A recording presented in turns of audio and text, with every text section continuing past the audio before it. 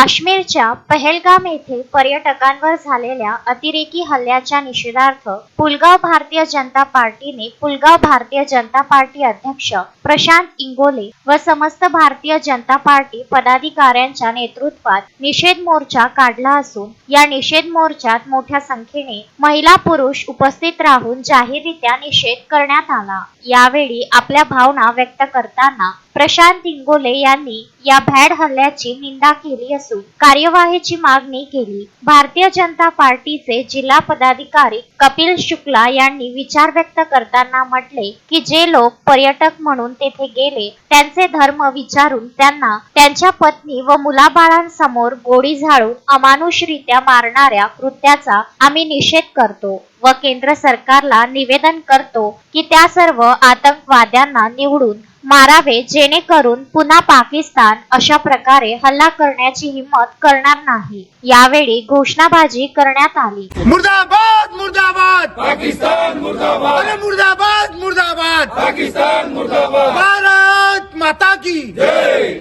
व निवेदन नायब तहसीलदाराला देण्यात आले। या प्रसंगी नितीन बळगे, राजू जयस्वाल, सुरेश सुखीजा, राजेश पनपालिया, मंगेश झाडे, विशाल धोपड़े, सुनील बैस, अनिल सिंह चौहान, अली असगर सैफी, आकाश दुबे, अनिल लेकुरवाडे, गजू चंदेल, सूरज सुरस्कार, गुंजन चौहान, सूरज पुरेकर, प्रशांत गायकवाड यासह अनेक कार्यकर्ते उपस्थित होते।